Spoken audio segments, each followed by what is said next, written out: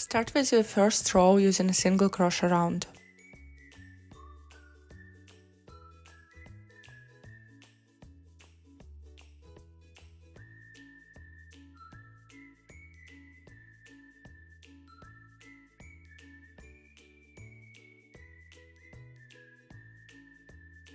Once you reach the end, join with a slip stitch.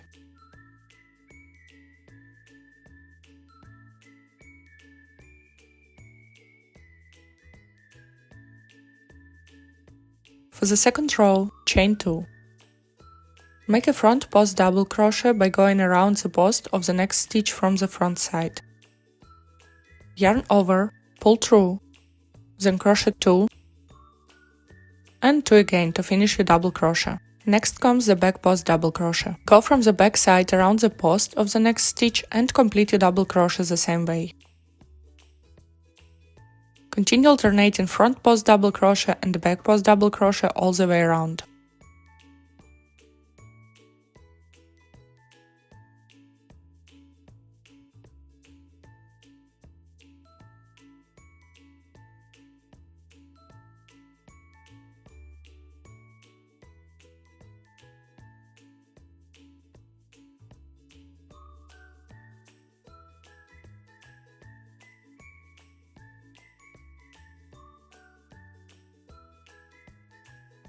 When you reach the last stitch, go into the very last chain, right under the 2 chain stitches.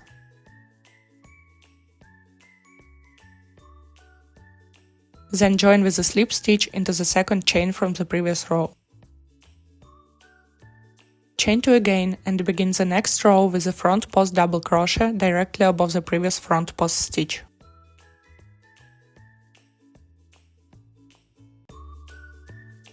Continue alternating front post and back post double crochet stitches so the rows stay aligned and look clean and even. Keep adding more rows in the same pattern until you reach your desired length.